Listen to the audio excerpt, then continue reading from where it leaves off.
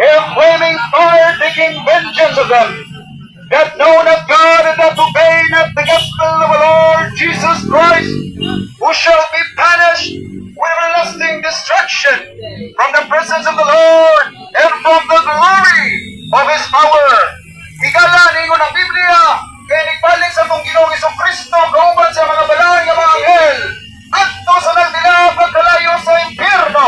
ang balo sa Diyos sa katong mga tao, na wala mo ito masalig o wala mo tuman sa mayong balita kang Kristo Jesus.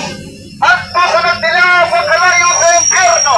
ang balo sa Diyos sa katong mga tao, na wala mo ito,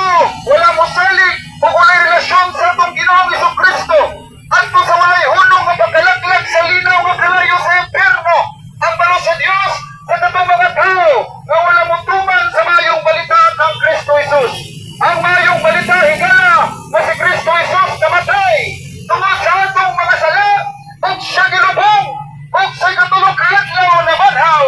sumala sa mga kasulatan. Kanay 500 kapit ka mga testigo na nagpamatos na atong Ginoong Jesucristo siya lamang ang Diyos na namatay sa krus na yung giulay ang gilinhon nga dugo para kita matubos gikan sa atong mga kasalanan o gikan sa kalayo sa impyerno. Wala na ilaing kaluwasan nga gitanyag sa itong Ginoo kundi niya ipadala niya tuktok sa mga tao kayanak na si Kristo Jesus o sinihantin sa mundo masalig ng Kristo Jesus. Dili ngayon malaglag sa itong malinaw ang kalayo sa impyerno kundi niya magkabagon huwag kinabuhing dayon nagto sa gingarian sa langit higala. Ang Biblia nagingon sa John chapter 3 verse 16, for God so loved the world and He gave His only begotten Son, that whosoever believeth on Him should not perish but have everlasting life. The Bible says